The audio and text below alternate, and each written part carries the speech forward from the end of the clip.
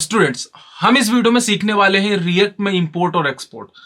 अगर आपको सच में रिएक्ट बहुत अच्छे से सीखना है तो आपको इंपोर्ट और एक्सपोर्ट के ऊपर कमांड होना बहुत जरूरी है, क्योंकि रिएक्ट जो है कंपोनेंट बेस्ड फ्रेमवर्क या लाइब्रेरी है जहां पर हम हर चीज, छोटी से छोटी चीज के लिए भी एक कंपोनेंट क्रिएट करते हैं और उस कंपोनेंट को हम कहीं पर भी यूज कर लेते हैं। अब आपको अभी स्टार्टिंग में कंफ्यूजन होगी क्योंकि अभी आपने रिएक्ट शुरू किया है, तो भाई ये कंपोनेंट क्या होता है। तो समझ लो, कंपोनेंट का मतलब क्या होता है, एक फंक्शन। जैसा आपके सामने एक फंक्शन यहाँ पे होम नाम का है, तो समझ लो कि ये एक फंक्शन जो है एक कंपोनेंट है। सिंपल सी चीज, बिल्कुल मतलब कोई कंफ्यूजन की जरूरत नहीं। एक फंक्शन मतलब एक कंपोनेंट, ठीक है। अब मैं ये क्यों बता रहा हूं, क्योंकि देखिए रिएक्ट, फिर से बता देता हूं, कंपोनेंट बेस्ड एक लाइब्रेरी, ये फ्रेमवर्क है। तो जिसमें क्या होता है कि हर छोटी से छोटी चीज को मुझे एक फंक्शन के फॉर्म में बनाना होता है, और फंक्शन के फॉर्म में बनाने के बाद उसको हम जहां पर भी कॉल कराएंगे तो वो अपना काम कर देगा। तो मतलब कह सकते हो कि हर चीज हमें फंक्शन के अंदर ही परफॉर्म करनी है, ठीक है।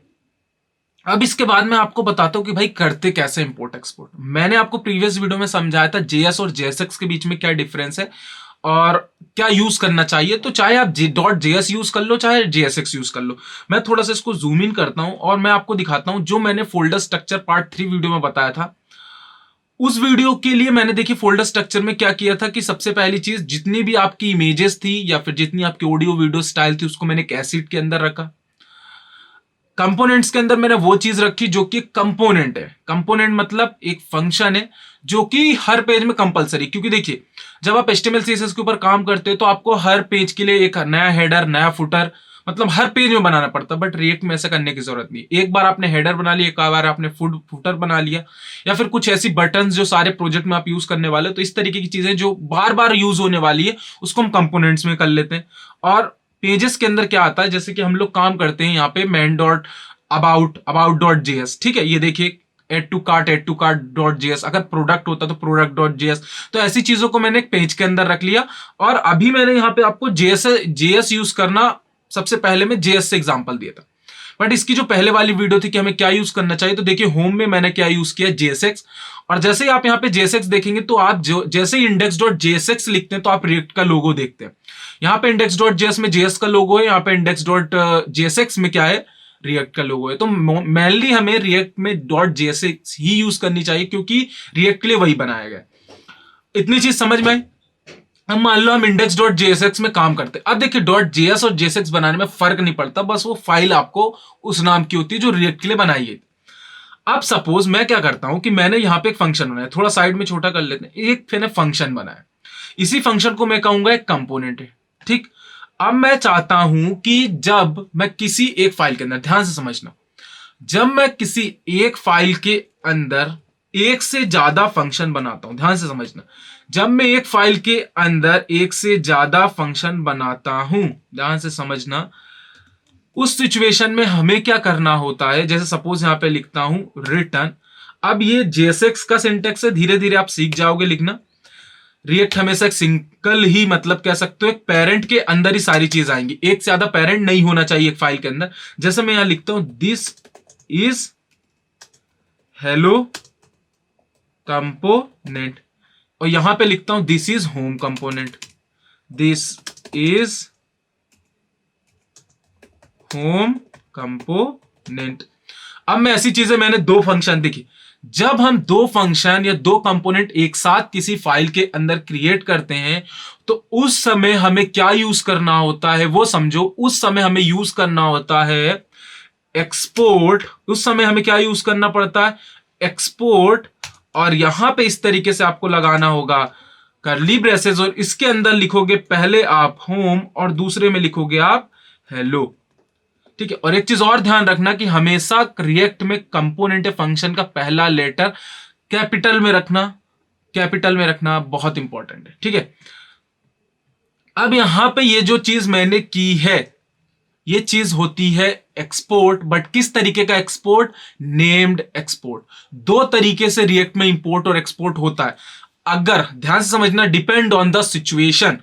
अगर आप किसी जेएसएक्स फाइल या जेएस फाइल के अंदर काम करते हुए एक साथ आपने दो कंपोनेंट या दो फंक्शन को बनाया है, तो उस सिचुएशन में आप अगर इसको स्क्रीन पर आउटपुट देखना चाहते हो तो आपको यहां से एक्सपोर्ट करने पड़ेंगे इस तरीके से। ठीक है, अब ये आपका यहां से एक्सपोर्ट हो जाएगा और आपको ये जहां पर भी रेंडर करना है, जैसे कि मुझे अभी के लिए मैं इंडेक्स पर ही काम कर रहा हूं, इसलिए मैं बार बार बता रहा हूं आपको इंडेक्स। अब यहां पे आपको क्या करना होगा कि इंपोर्ट करना होगा, और देखिए जैसे यहां पर होम पहले से इंपोर्ट है क्योंकि वो पहले से था, ठीक उसी तरीके से यहां पे हमें एक और चीज इंपोर्ट करनी पड़ेगी, इंपोर्ट होम के बाद हमने वहां से क्या एक्सपोर्ट किया था, आई थिंक हेलो, ठीक है, हेलो कहां से, फ्रॉम डॉट स्लैश कंपोनेंट्स के अंदर, आई थिंक नहीं, पेजेस के अंदर, पेजेस के अंदर भी कहां पे है, होम के अंदर, उसके अंदर भी कहां पे, इंडेक्स डॉट जेएस। तो इस तरीके से आप क्या करोगे, यहां पे इंपोर्ट करोगे। फिर से बता रहा हूं, जब आप कभी भी एक्सपोर्ट करना चाहते हो एक से ज्यादा फंक्शन किसी एक सिंगल फाइल से, तो उस समय आपको नेम्ड एक्सपोर्ट, इसको क्या कहेंगे, मैं कमेंट आउट कर देता हूं, नेम्ड एक्सपोर्ट आपको यूज करना पड़ेगा, नेम्ड एक्सपोर्ट। मोस्टली हम रिएक्ट में एक फाइल से एक ही कंपोनेंट को बनाते हैं, बट कहीं कहीं पे मान लो जैसे मेरे पास यहाँ पे बटन है, तो अब मैं बटन के लिए, सॉरी कंपोनेंट के अंदर बटन है, अब मैं ये नहीं करूंगा कि यार हर बटन के लिए मतलब एक जेएस फाइल बनाऊंगा, नहीं, या जेएसएक्स फाइल बनाऊंगा, नहीं, एक बटन के अंदर मैं 5 से 6 ऐसे फंक्शन बना लूंगा जिसको बटन 1, बटन 2, बटन 3 कह के और काम अपना कर लूंगा। इतना समझ में आया। अब जब आप ऐसा करोगे, अब आप यहां पे जाओगे जब इंडेक्स डॉट जेएस में, और जब उस फंक्शन को, अब रिएक्ट में इस तरीके से किसी फंक्शन को हम कॉल करते हैं क्योंकि ये फंक्शन एक तरीके से एक कंपोनेंट की तरह होता है, तो कंपोनेंट को इस तरीके से कॉल करा जाता है। ये समझ लो हमने फंक्शन को कॉल कर लिया। अब इसको रन कैसे करते हैं, तो देखिए सिंपली से आपको टर्मिनल ओपन करना है और एक नए टर्मिनल में आप सिंपली से कमांड चलाओगे, जिस कमांड का नाम है npm start। और npm start से, अब ये नॉर्मल हमारी HTML CSS की फाइल है नहीं, बार बार बताता हूं कि हमें इसको ओपन विथ लाइव सर्वर करना पड़ेगा, नहीं, इसको आपको npm start एक कमांड होती है जिससे रिएक्ट का प्रोजेक्ट रन हो जाता है। अब ये प्रोजेक्ट रन हो रहा है और बहुत बेहतरीन तरीके से आपको कुछ आउटपुट अभी स्क्रीन के ऊपर दिखाई देगा। और रन होने के बाद देखो हमें कुछ एरर स्क्रीन के ऊपर दिखाई दी, तो अब ये एरर आई थिंक ओके, ठीक है, मैं समझ चुका हूं। ये एरर जो है यहां पे ये कह रहा है कि नहीं, अगर आप इस तरीके से इंपोर्ट करोगे, सब टर्मिनल को थोड़ा सा नीचे कर देते हैं, और ठीक है, जब आप इस तरीके से कहीं पर कोई चीज इंपोर्ट करोगे यानी कि सेम फाइल से, तो आप इस तरीके से इंपोर्ट नहीं कर सकते हो। तो उसने ये कहने का मतलब है कि आप इस तरीके से नहीं, आप इस तरीके से वहां से एक्सपोर्ट करोगे, और एक्सपोर्ट करते समय भी आपको करली ब्रेसेस यहां पे रखना पड़ेगा। देखिए, और अब आप कुछ इस तरीके से आउटपुट स्क्रीन के ऊपर देख पा रहे होंगे। स्क्रीन थोड़ी सी छोटी करता हूं, देखिए, hello world 10, this is home component, this is hello component. अब देखो यहां पे हेलो वर्ल्ड और 10 किसके लिए था, app.js में मैंने यहां पे लिखा था, ये देखिए हेलो वर्ल्ड, और ये वाले वेरिएबल को रेंडर किया था ए, तो 10, वो दो उसके लिए हैं। और जो मैंने यहां पर किया है, क्या बोलते हैं, अभी आपने इंपोर्ट किया है index.js से जो भेजी है, तो आपने यहां पे डायरेक्टली लिख दिया। तो आप यहां पे अगर br यूज करोगे, तो br जब यूज करोगे तो आप यहां पे देखोगे कि आपका आउटपुट अब अलग लाइन में आ चुका है। ठीक है, तो ये जो है हेलो के लिए है, होम के लिए, सॉरी, ये जो है हेलो के लिए।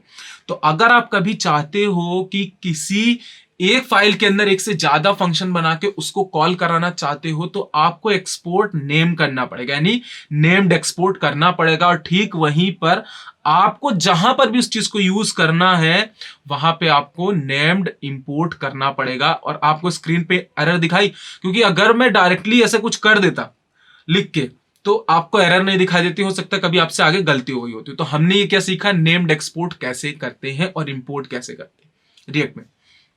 अब मैं बताता हूं कि जो हम नेम्ड के अलावा भी दूसरा एक्सपोर्ट करते हैं, इंपोर्ट करते हैं, जो कि होता है बाय डिफॉल्ट एक्सपोर्ट इंपोर्ट। तो उसके लिए मैं एक नई फाइल क्रिएट कर रहा हूं, जो कि जैसे यहां पे contact.js है। अब मैं क्या करना चाहता हूं कि जो contact.js है इसको मैं एडिट करूंगा, ठीक है, रीनेम करता हूं। मैं यहां पे लिखना चाहता हूं कि भाई context.jsx, क्या उसके अंदर index.jsx, ठीक है। अब मैं बार बार कह रहा हूं JSX में ही मैं काम करने वाला हूं, आपको बता देता हूं। जब आप कुछ ऐसा काम करोगे, जैसे सपोज फंक्शन कॉन्टेक्ट, सॉरी ओ स्मॉल कॉन्टेक्ट, जब आप बनाओगे फंक्शन कॉन्टेक्ट, और अब आप चाहते हो इसी फाइल के अंदर एक ही फंक्शन, एक से ज्यादा फंक्शन नहीं बना सकते, ध्यान रखना। जब एक ही फंक्शन बनाओगे, यहां पे लिखता हूं दिस इज, एक टैग के अंदर लिख लेते, ज्यादा सही रहेगा, इसको हटाता हूं, डिफ, इसके अंदर लिखता हूं दिस इज कॉन्टेक्ट पेज। अभी मैं आपको सिर्फ वर्किंग बता रहा हूं, आप ये मत सोचना सर इतना इतना क्यों बता रहे हैं, ठीक है। अब ये मैंने क्या किया, बना लिया, बट जब तक आप फंक्शन को कॉल नहीं करते आउटपुट नहीं दिखाता, तो कॉल कर ले। जैसे मैंने यहां लिखा फंक्शन, सॉरी फंक्शन नहीं, सॉरी गलती हो गई, एक्सपोर्ट डिफॉल्ट, ठीक है, एक्सपोर्ट डिफॉल्ट क्या, कॉन्टेक्ट। और जब आप कुछ ऐसा करते हो, एक्सपोर्ट डिफॉल्ट कॉन्केट, सॉरी एर मेथड लग गई है, कॉन्टेक्ट, ठीक है। जब आप कुछ ऐसा करते हो और इसको जब आप इंपोर्ट करोगे, देखिए index.js में फिर से जाता हूं और यहां पे इंपोर्ट करता हूं, तो यहां पे जब आप कुछ इस तरीके से इंपोर्ट करोगे तो आप लिखोगे इंपोर्ट, क्या लिखोगे, इंपोर्ट। अब उस कंपोनेंट का नाम कॉन्टेक्ट, देखिए अपने आप उसने बता दिया कहां से इंपोर्ट कर रहे हैं आप, contact from dot slash page slash contact slash index, ठीक है। तो जब आप कुछ ऐसा काम, अब ये मत सोचना कि सर इंडेक्स ही क्यों लिखा, डॉट जेएसएक्स भी लिख सकते हो, कोई दिक्कत नहीं, ठीक है, उससे कोई फर्क नहीं पड़ेगा। अब यहां पे एक चीज ये बहुत अच्छी है एक्सपोर्ट डिफॉल्ट में, जब आप कुछ इस तरीके से काम करोगे तो एक काम करते हैं, पहले मैं इसको रेंडर करता हूं फिर आपको एक इंपॉर्टेंट चीज बताता हूं। जब आप कुछ इस तरीके से काम करोगे तो आपको आउटपुट दिख रहा है दिस इज कॉन्टेक्ट पेज, तो आप ऐसे भी कर सकते हो। और जब आप डिफॉल्ट एक्सपोर्ट यूज करते हो तो इंपोर्ट करते समय आप फंक्शन का नाम कुछ भी रख सकते हो, ध्यान से समझना। आप इंपोर्ट करते समय जरूरी नहीं है कि आपने अगर यहां पे से इंपोर्ट सॉरी एक्सपोर्ट किया डिफॉल्ट कॉन्टेक्ट को, तो जरूरी नहीं है कि आप जब जेएस में लिखो तो कॉन्टेक्ट ही लिखो, आप कुछ भी लिख सकते हो। आप ओनली CON या CON भी लिख सकते हो और उसको आप CON के नाम से रेंडर भी कर सकते हो, कॉल भी कर सकते हो, और आपको आउटपुट स्क्रीन के ऊपर दिखेगा। ध्यान रखना ये सबसे इंपॉर्टेंट डिफरेंस है नेम्ड एक्सपोर्ट इंपोर्ट और डिफॉल्ट एक्सपोर्ट इंपोर्ट में, कि जब आप नेम्ड एक्सपोर्ट इंपोर्ट करते हो तो सेम नेम होना कंपलसरी है, कि यानी कि जिस नाम से आपने यहां से भेजा है उसी नाम से आप यहां पे उसको इंपोर्ट करोगे, पहली चीज।